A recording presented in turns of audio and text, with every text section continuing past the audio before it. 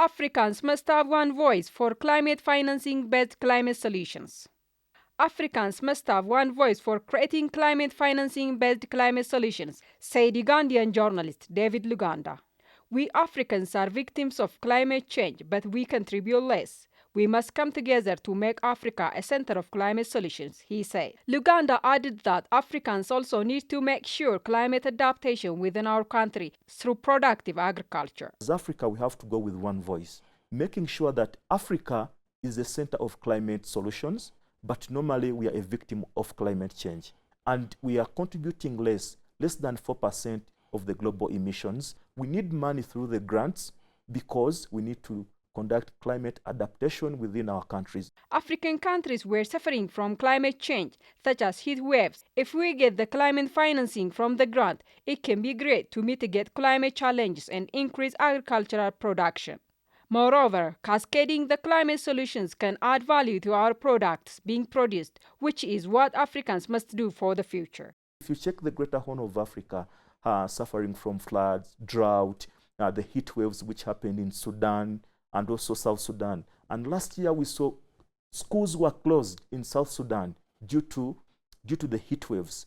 And if we don't get this climate pledge or this climate financing, most of the schools will be closed, and also we shall not mitigate or adapt to climate change. So as Africans, we need to see that we get these grants and make sure that we adapt. How are we going to adapt is through drought-resistant varieties of crops. And normally 85% of most of the African countries, and normally in the Greater Horn of Africa, are conducting agriculture.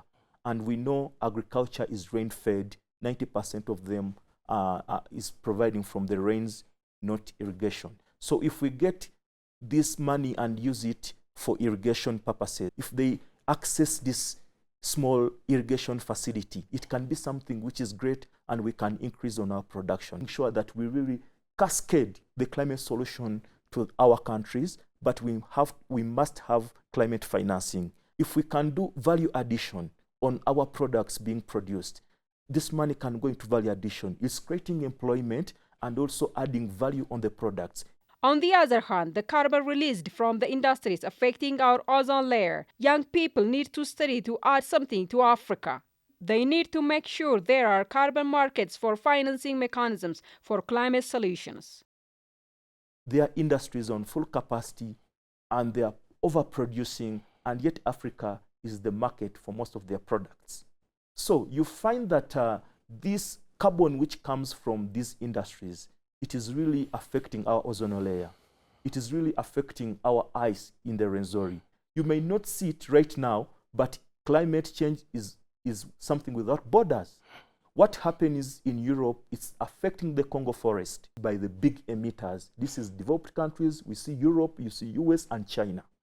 So as those developed countries have introduced what they call carbon markets, but as Africans in quotes, we want to put, are really carbon markets for Africans? So if we to ask ourselves such questions of the carbon markets, do we really understand who's the architecture of these carbon markets? And I tell the youth that, no, you need to start studying such things because it's something which has come to Africa. And are they really forcing us to go into carbon markets as one of the mitigation and adaptation approach? Or carbon markets as a financing mechanism for climate solution? And finally, Africans must contribute something by putting into action mitigation in addition to adaptation for climate solutions.